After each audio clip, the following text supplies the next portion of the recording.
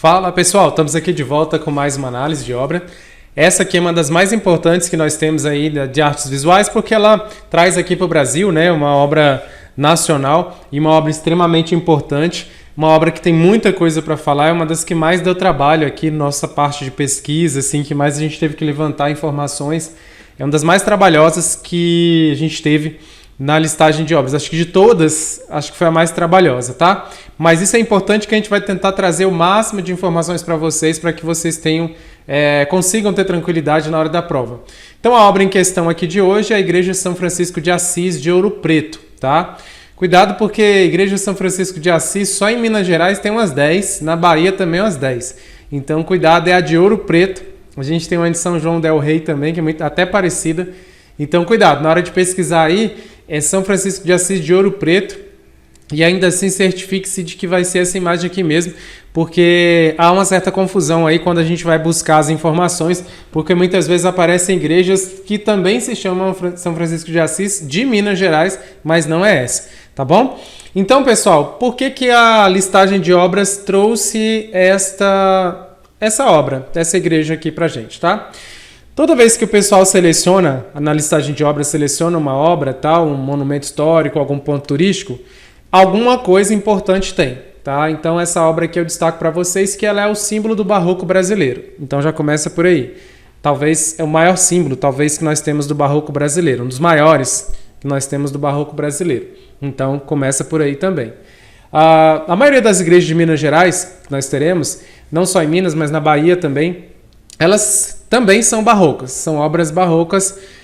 Vocês vão ver que tem características semelhantes entre elas, se vocês pesquisarem aí.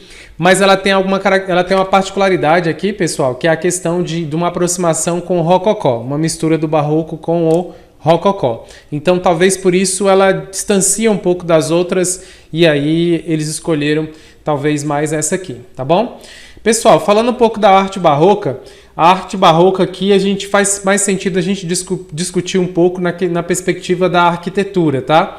Então a arte barroca, no sentido da arquitetura, tende a ser uma arte exagerada, uma arte mais apelativa, com muita emoção, voltada para temas religiosos, apresentam muitas curvas e dobras, então a gente pode perceber que essa igreja ela tem bastante curva na sua fachada, ela não é aquela reta característica, né, que nós tínhamos lá no Renascimento, por exemplo.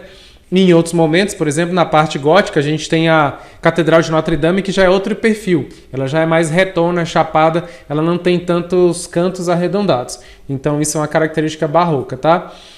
Outra coisa importante, é uma arte que ela vinha ali para convencer e manter a fé do povo, porque nós estamos no período aqui pós-contra-reforma. Então a igreja tentando ali expandir, né? Nós tivemos a reforma protestante, aí veio a contra-reforma, e a partir da contra-reforma a igreja tenta expandir para o mundo, tentando retomar ali, ou tentando crescer, né? Uma tentativa de contra-ataque ali em relação à reforma, tá?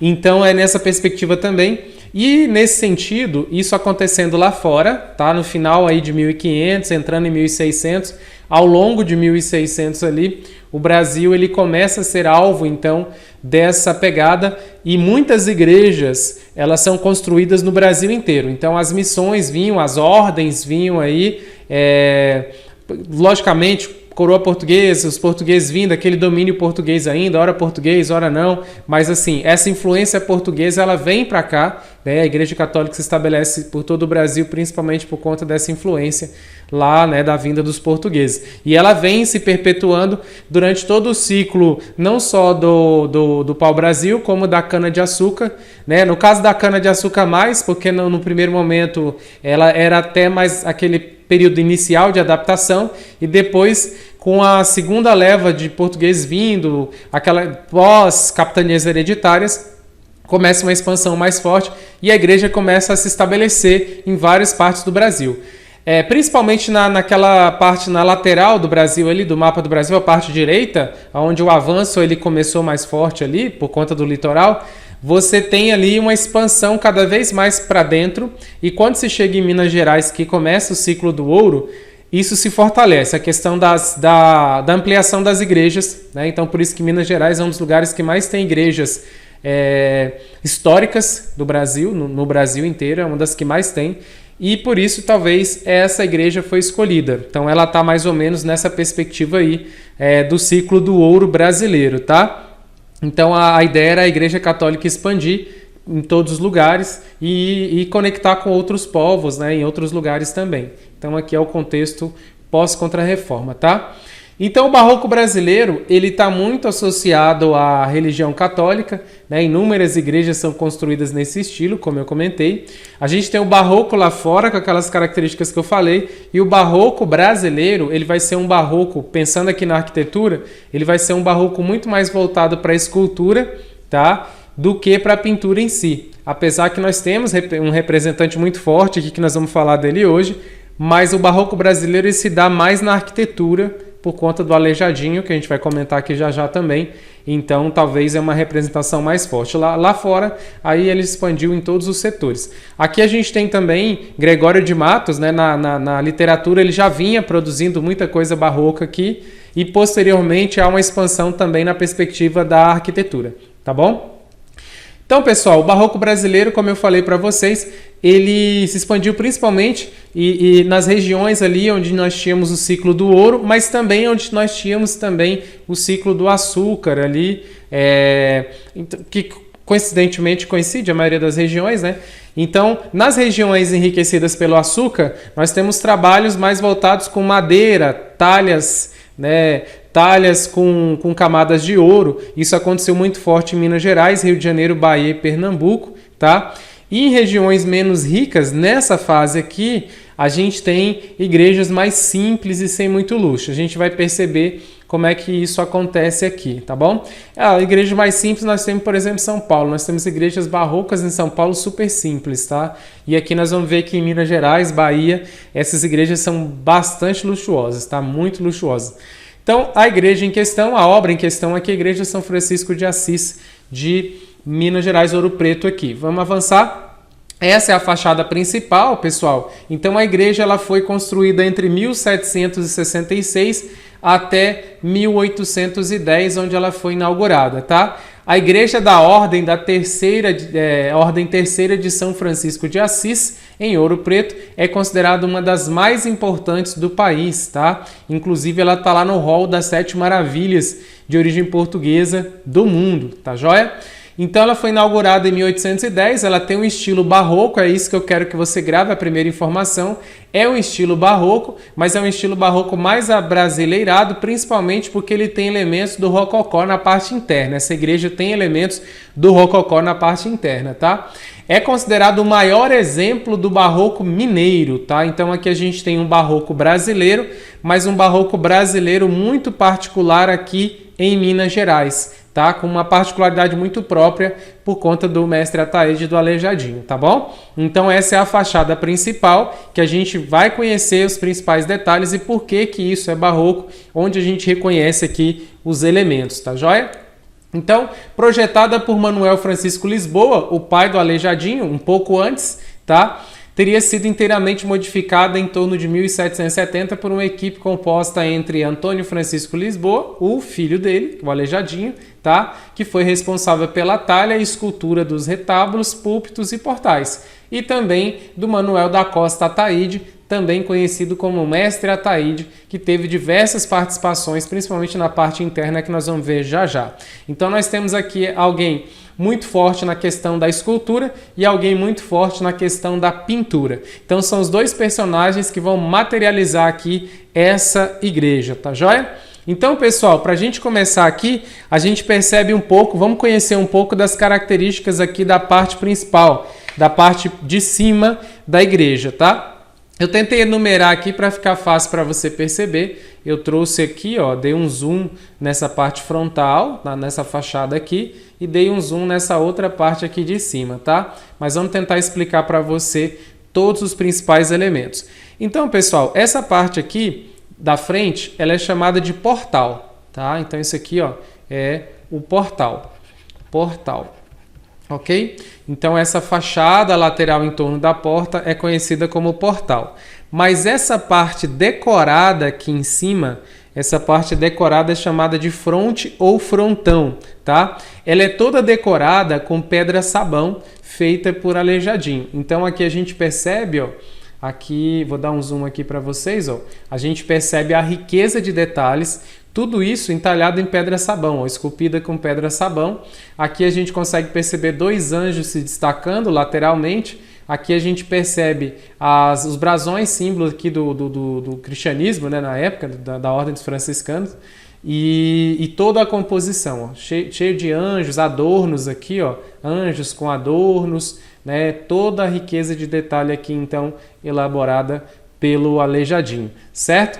Aqui a gente tem, para a gente conhecer um pouco mais, nós temos um pouco aqui, ó. Essa parte aqui é conhecida como base, tá? É uma base de sustentação, é a base de sustentação dessa pilastra aqui, tá? Deixa eu mudar de cor aqui para ficar melhor para a gente ir visualizando.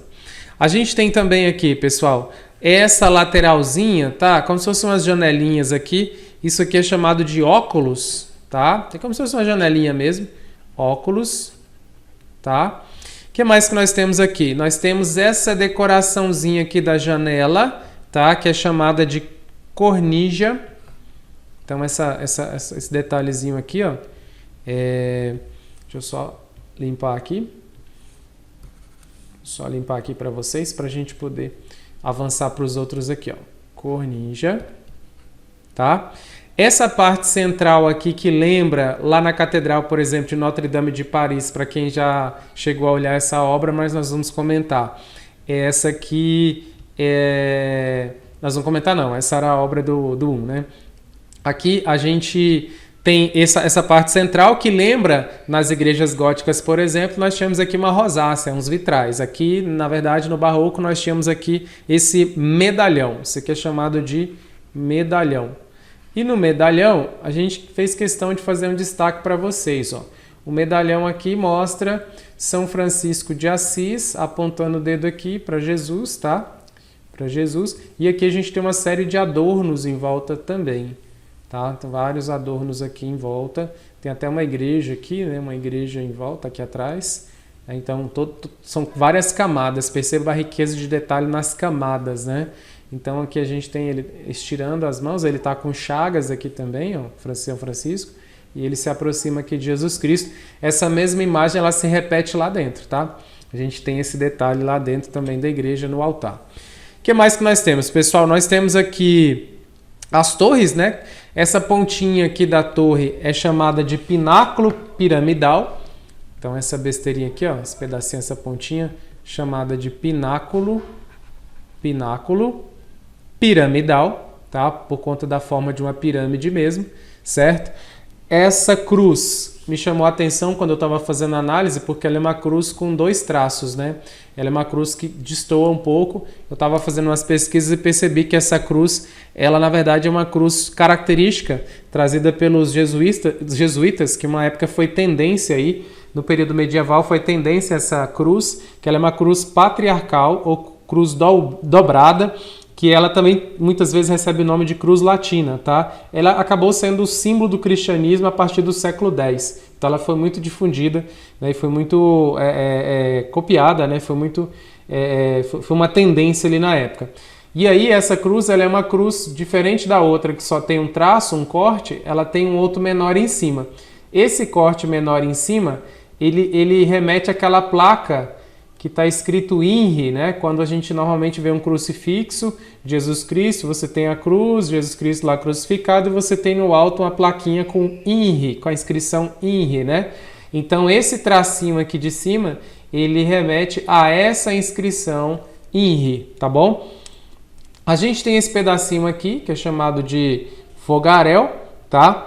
O que mais que nós temos aqui? Nós temos as torres, né? A torre cilíndrica, perceba que a torre tem um formato cilíndrico, tá?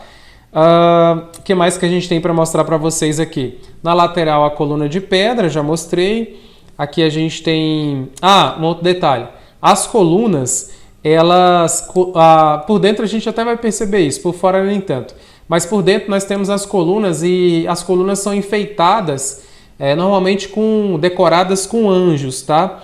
Lá na Grécia Antiga nós tínhamos essas colunas enfeitadas com mulheres.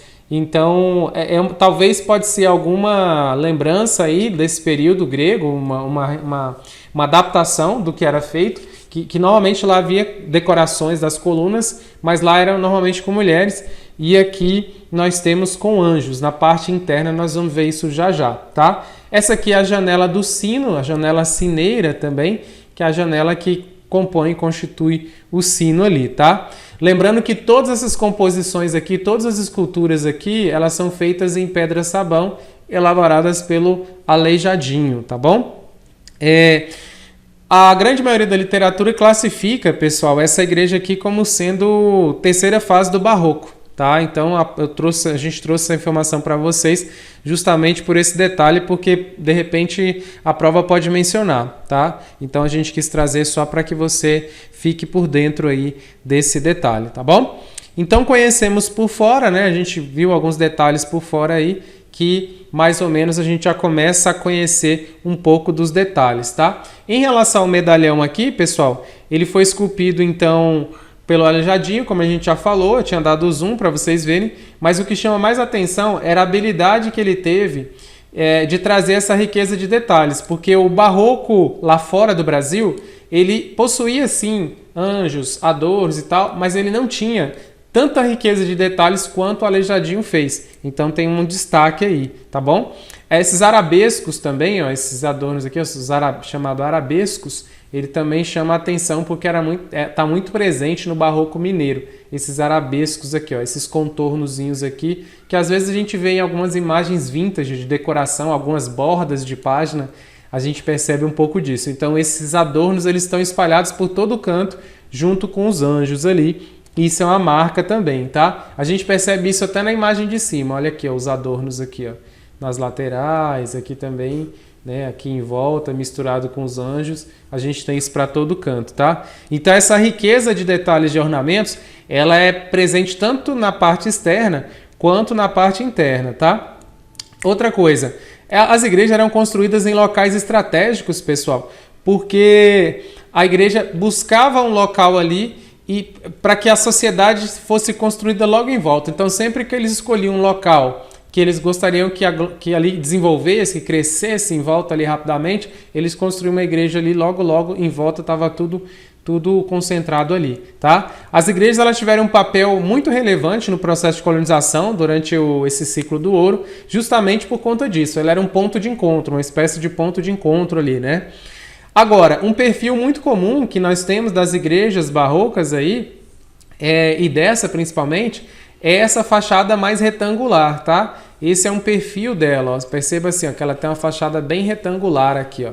Então essa é uma característica, porque não era tão comum em outros períodos, outras fases aí, em outras igrejas. Mas nessa fase aqui, a questão da fachada mais simples e retangular, ela realmente acaba sendo uma marca aqui nesse momento, tá bom? Então, voltando aqui para a gente conhecer um pouco mais, vamos avançar aqui para...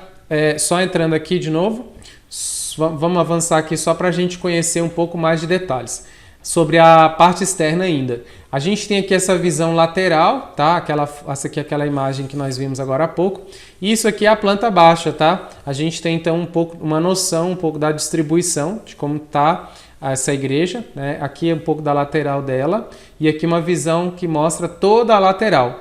Em relação às dimensões, pessoal, a gente conseguiu coletar algumas informações aqui para vocês que de repente vem agregar, principalmente porque se a prova resolve trazer um pouco da matemática, que nós vamos falar que isso aqui é possível que aconteça, a gente pode de repente já se antecipar em algumas coisas. Por exemplo, essa igreja ela tem então de lateral aqui, ó, na parte lateral dela, a gente conseguiu levantar que ela tem 39 metros, tá? Aqui no fundo a gente tem 15 metros, então aqui ao fundo 15 metros, tá? E a gente tem aqui na parte frontal, a gente tem a altura dessas torres, tá? A altura das torres aqui tem aproximadamente 29 metros de altura, tá? Então a gente conseguiu levantar isso para vocês. Outra coisa, existe uma igreja, a gente vai falar depois, mas existe uma igreja quase idêntica a essa, só que em São João del Rei. Então cuidado, por isso que eu estava falando no início para vocês, que na hora que estiver pesquisando, cuidado para não encontrar do São João del Rei e achar que está falando dessa aqui, que é de São Francisco de Ouro Preto, tá bom? Em relação à estrutura, pessoal, a gente percebe que nós temos vários pontos. Então aqui é aquela parte frontal, né? Aquela parte frontal. e aqui por dentro nós temos algumas divisões que a gente percebe na planta baixa. A gente vai mostrar isso aqui para vocês, principalmente quando a gente estiver lá dentro, mas a estrutura das igrejas barrocas, basicamente elas assumiam um padrão, tá? Normalmente elas tinham aqui, ó, normalmente duas torres aqui na frente. Então normalmente você tinha uma torre A, uma torre aqui A e uma torre B. Torre B. E aqui a gente tinha uma parte central, que no caso é essa parte central aqui, ó. Então você tem uma torre A, uma torre B e uma parte central com uma ponta apenas. No caso a cruz ali é o centro. E cada torre dessa normalmente abriga o sino, né? Aí avançando pela arquitetura da igreja, a gente tem normalmente uma capela lateral. A gente normalmente tem capelas laterais aqui, tá? E a gente costuma ter aqui por dentro um negócio que a gente chama de nave, tá? Nave seria o corpo dessa igreja, a parte interna dessa igreja, aquele grande salão da igreja, isso vai ser a nave, tá? O corpo da igreja. E lá a igreja acaba tendo, assim, na parte central, a gente acaba tendo o altar-mor, tá? O altar central, altar-mor. E aqui nas laterais a gente acaba tendo a sacristia, e aqui a gente acaba tendo o consistório também, tá? Então essa é a estrutura básica. Normalmente, as capelas, já falei, né? Normalmente nós temos essa estrutura básica de toda a igreja barroca. Alguns modelos talvez pode ser mais arredondado, que é um modelo mais para o final, mas a grande maioria tem essa estrutura, tá? Essa é a arquitetura normalmente da igreja barroca, principalmente a barroca brasileira. Então ela vai ter duas torres, uma parte central, uma entrada, uma nave, você tem capelas laterais, você tem o altar aqui mor e você tem a sacristia de um lado ou ao fundo, tá? No caso aqui é ao fundo, é mais ao fundo, né? A sacristia ela pega todo o fundo e você tem os corredores, os acessos ali, tá bom? Então é só para você entender um pouco da estrutura arquitetônica aí dessa igreja, pessoal.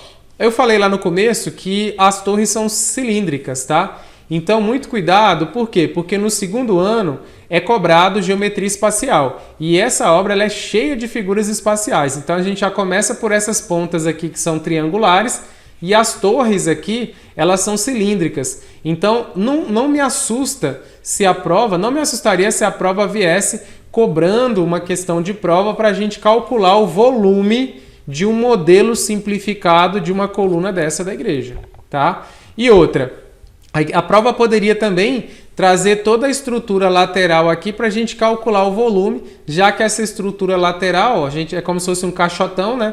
Isso aqui é um paralelepípedo, então paralelepípedo retângulo. Então ela poderia com certeza pedir para a gente calcular o volume da estrutura inteira.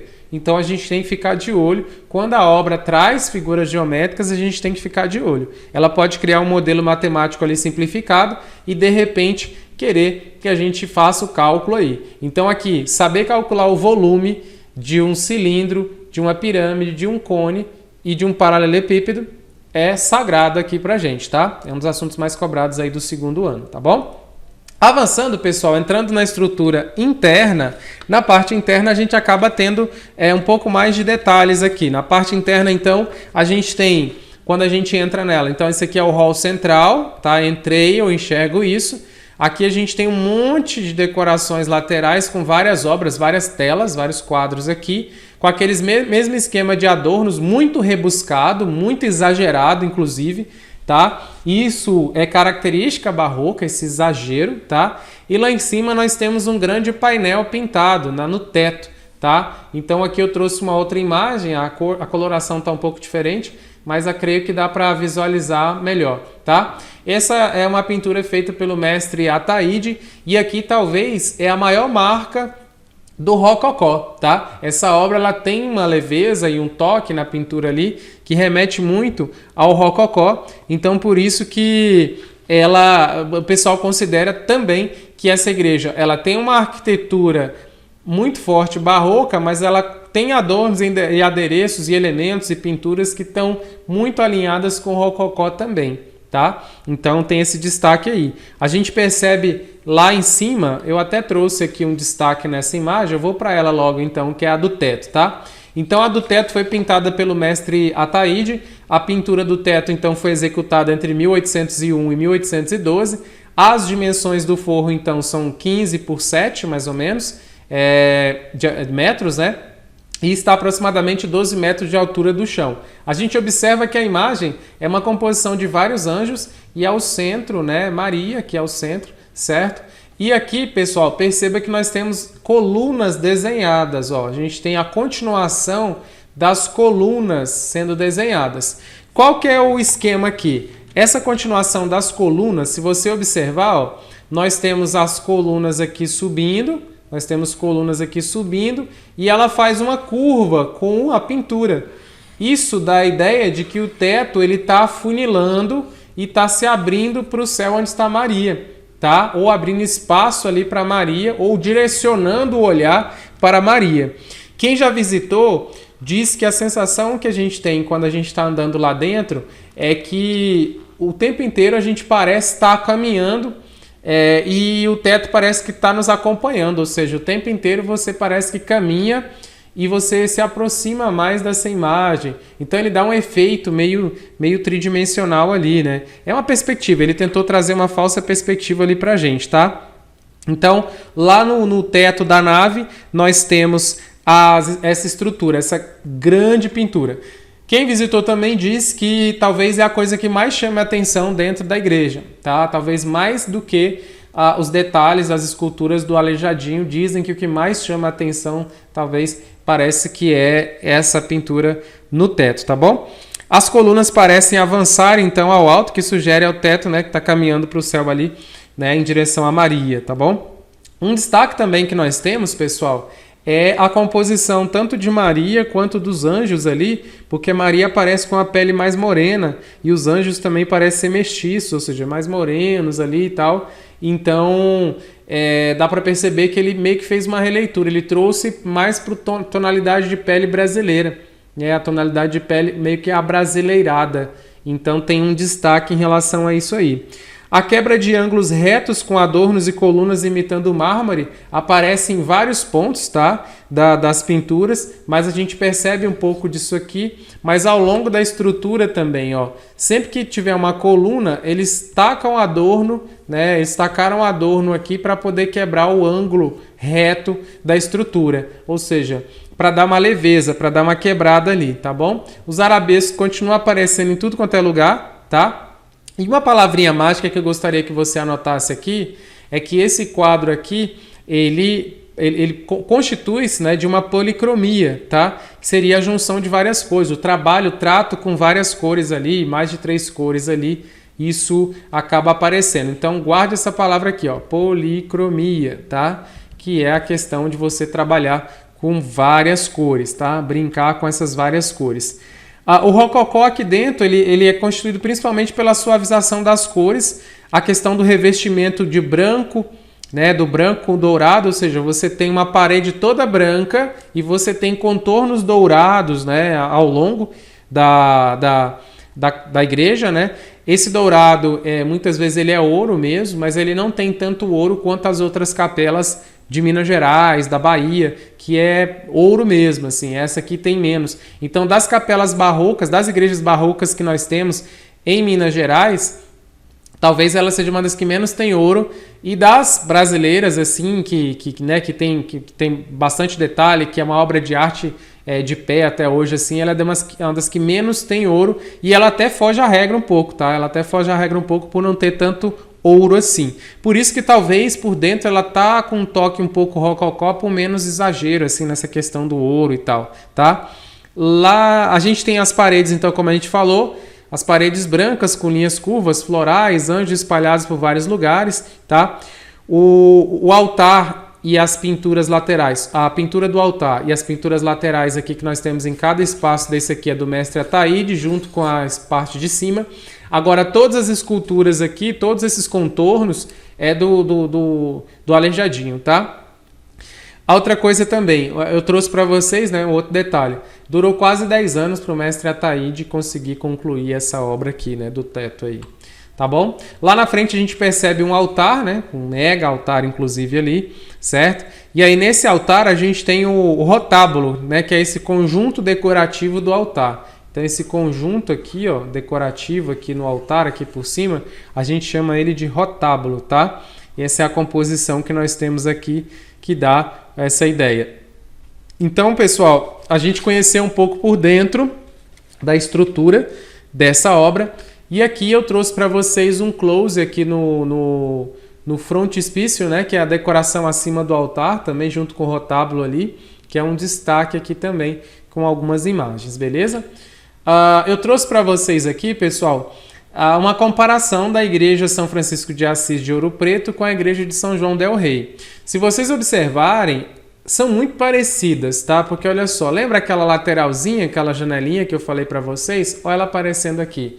Olha aqui as colunas cilíndricas, aqui ó, a janela do sino, aqui a parte central, ó, duas janelinhas, a decoração aqui em cima, no portal, nas laterais, as colunas frontais aqui, ó, de sustentação, mesma coisa. Então parece que é uma cópia. Só que ela tem pequenos detalhes diferentes, que, por exemplo, aqui na lateral já é um pouquinho diferente, mas quando você olha num primeiro olhar assim desatento, parece que é exatamente a mesma. Ó, a igreja aqui, ó, com 2 cortes, né? Igualzinha, as pontas ali, aqui tá um pouco mais piramidal, aqui já não tá tão piramidal assim, já não tem aquele elemento, mas se você olha, elas são muito parecidas. Na estrutura frontal, assim, elas são bem parecidas. A única diferença aqui também que é visível é que essa parte aqui, né, arredondada do centro aqui, ela tá igual da janela na de São João del Rei, e a de São Francisco de Assis ela já não tá diferente, porque aqui você tem o Aleijadinho foi e trouxe uma composição para cá. Mas elas são muito parecidas, pessoal, muito parecidas mesmo. Trazendo aqui agora, eu fiz um tour aqui para a gente dar uma olhada, pessoal, sobre a estrutura, tá? Se você não é de Minas Gerais, se você não teve a oportunidade de ir lá, e eu já trouxe aqui para a gente ter a sensação, então, de conhecer um pouco dos detalhes laterais ali da igreja. Olha aqui por dentro, né, as cores aí do mestre Ataíde, da pintura do mestre Ataíde espalhada por todo lugar. Olha aí o altar que a gente conversou agora há pouco, né, do rotábulo do altar. Olha lá no teto como é que está a estrutura toda ali, né? As laterais lembram um pouco o azulejo português, né? Essa pintura imita um pouco o azulejo português, né? Mas é sobre a madeira ali. Então perceba a riqueza de detalhes que nós temos nela, né? Muito interessante, muito detalhe. E outra observação, né? Por se tratar de uma igreja que tem tantos anos, né? Ela está muito conservada. Olha a pintura lá em cima do mestre Ataíde, ó. Ela está um pouco mais na composição lá da frente. Aqui em cima a gente consegue perceber também alguns detalhes, ó, lá no teto, né, e muitos quadros espalhados nas laterais, ó, muitos mesmo. Tudo do mestre Ataíde ali, com os detalhes ali do Aleijadinho, tá?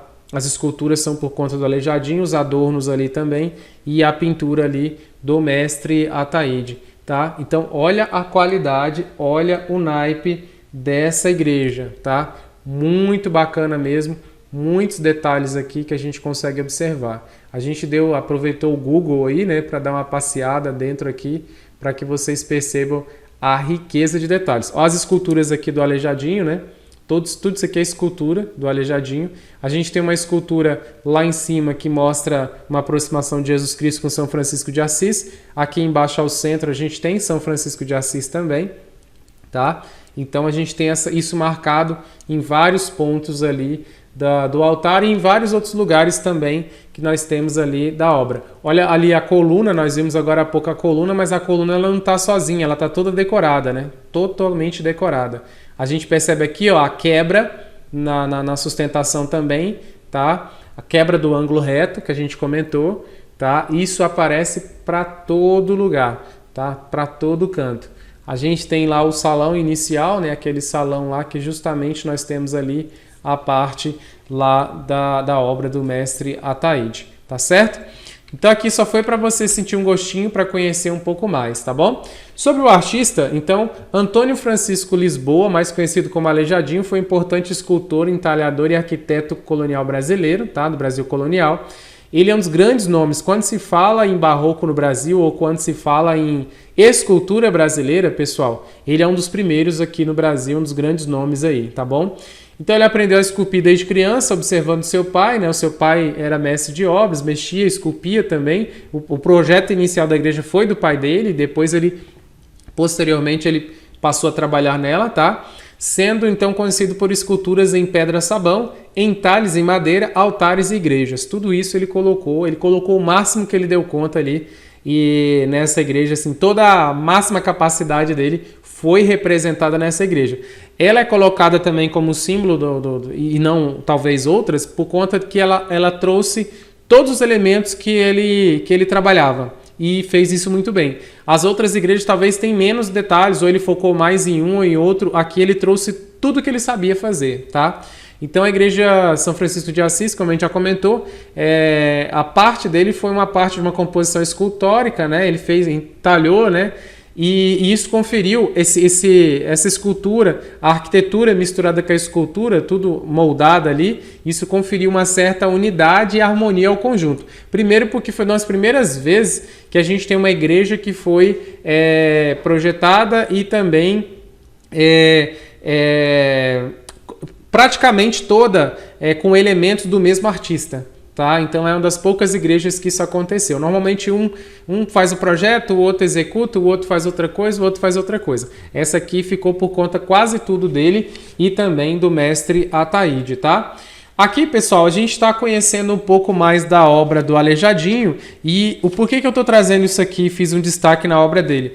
Porque a prova do PAS, o ano passado, ela cobrou não a igreja, ela cobrou sobre o Aleijadinho, e o Aleijadinho não era mais obra, ele já foi obra do PAS anteriormente, aí substituíram a obra dele por essa igreja, que não deixa de ser a obra dele, né? Só que a prova ano passado só cobrou perguntas sobre ele, sobre o perfil da escultura do Aleijadinho. Então, por isso que a gente resolveu, então, expandir um pouco mais nossa conversa para poder conhecer o perfil da escultura do Aleijadinho. Uma das primeiras coisas que eu quero que vocês observem comigo são os olhos, tá? Os olhos das esculturas dele, normalmente são olhos ali com uma influência meio que oriental, meio chinesa, assim. Então, claramente, não são olhos de brasileiro. Isso é uma influência dele, que ele aprendeu a esculpir dessa maneira, e isso é uma marca, é um traço dele, tá bom? Uma outra coisa importante que nós temos dele é a questão do nariz mais reto, tá? Então, esse nariz reto aqui é uma característica dele também, que está presente. Nariz mais reto, assim, mais pontudo, tá? Lábios entreabertos também é uma característica de uma marca dele, ó. Ele não está 100% fechado e também não está totalmente aberto, então ele consegue deixar o lábio assim meio entreaberto, tá? Outra coisa, o queixo pontiagudo é uma característica dele. Essa barbinha dividida também é uma característica dele, ó. A gente percebe isso aqui nessa imagem de Jesus Cristo e a gente tem nessa outra imagem aqui também, ó, a barbinha dividida, tá? E a gente também tem um pescoço em forma de V, um pescoço alongado no formato de V, tá? Isso aqui também é uma característica dele, tá? É uma marca que nós temos dele.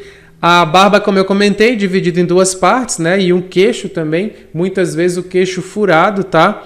A outra coisa, a dobra da roupa, ela tem dobras geométricas, ou seja, ela não é uma dobra muito redondinha e tal, ela tá mais com formas mais geométricas, assim, essa dobra aqui, ó. Se a gente for perceber, ó, são dobras com formas mais geométricas. A gente consegue enxergar alguns elementos geométricos aqui nessa dobra. Então não é aquele caimento redondinho, aquele caimento oval e tal. Uma outra coisa que é marca dele é o bigode entrando aqui, encostando bem no centro do nariz. Isso é uma marca dele também, uma característica dele, o bigode encontrando aqui, ó. Esse bigode encontrando aqui no nariz, tá? Deixa eu ver o que mais que a gente tem de característica dele, acho que é isso. As principais características do Aleijadinho, então, da escultura dele, são essas aí. A gente resolveu trazer porque já que a prova ano passado cobrou um pouco das características, a gente quer você, então, 100% preparado para que você consiga ter toda a noção, né? E você não seja pego de surpresa quando a obra cobrar alguma coisa sobre o artista, tá bom? Aqui nós temos o mestre Ataíde, tá? O Manuel da Costa Ataíde. Então, ele foi um grande artista então, do barroco e rococó mineiro, tá? E a principal pegada dele era justamente a questão das cores vivas e a combinação inusitada, né? Principalmente envolvendo anjos e santos com traços mestiços, que foi aquilo que a gente falou. A Maria lá estava representada que numa cor não usual, né? Normalmente ela é representada com uma cor mais clara, ele colocou ela com uma cor mais escura, tá? Então isso é uma característica dele também, trazer para a cor brasileira mesmo, a cor, né, do pessoal do Brasil aqui mesmo. Pessoal, como é que a prova do PAS pode cobrar essa obra aqui? De várias maneiras. Uma delas, características que nós conversamos, características sobre a obra, alguns detalhes que nós falamos aqui para vocês. Segundo, pode querer falar sobre o barroco de uma maneira geral, características do barroco de uma maneira geral. Segundo, pode querer cobrar sobre o barroco brasileiro e o rococó, representados justamente por essa obra que nós vimos e com esses dois nomes aí. Então ela pode querer perguntar se eles são representantes do barroco brasileiro e rococó, tá? Barroco mineiro em especial. Outra coisa, pode perguntar sobre características da obra do Aleijadinho, que foi o que a gente conversou. E também pode perguntar sobre o contexto histórico do Brasil, que é a questão do Brasil no ciclo do ouro, que é onde o Brasil, né, justamente o período mais ou menos que o Brasil estava vivendo quando essa igreja foi construída. Isso pode perguntar também as revoltas no Brasil, as revoltas principalmente desse ciclo do ouro, as revoltas durante o período colonial brasileiro. Nós temos revoltas no período regencial, mas nós temos as revoltas do período colonial. A gente tem que estar ligado, revolta Sabinada, Balaiada, revolta de Felipe Santos, aquela coisa toda, né? A gente tem que estar por dentro de todas elas, tá? As principais, quando aconteceu e por que aconteceu, tá? Outra coisa, reforma e contra-reforma protestante, apesar que vem um pouco depois, né? Mas a gente tem que estar alinhado e ligado nisso também, tá? Nesse detalhe. Uma outra coisa importante também, Guerra da Independência dos Estados Unidos e Revolução Francesa acontece mais ou menos próximo. Reforma e contra-reforma acontece bem antes, mas está mais ou menos alinhado na questão do barroco, tá? Então é só para destacar isso para vocês, tá certo, pessoal? Então a gente finaliza aqui mais essa análise. Essa análise super completa para vocês. Inclusive, a gente está pensando em deixar esse slide como sendo um resumo mesmo desse material. Deu bastante trabalho para coletar todas as informações para vocês, mas o intuito aqui é deixar vocês preparados, super preparados, beleza? Um grande abraço a todos vocês. Retornaremos em breve com mais uma análise para vocês. Um abraço. Até mais.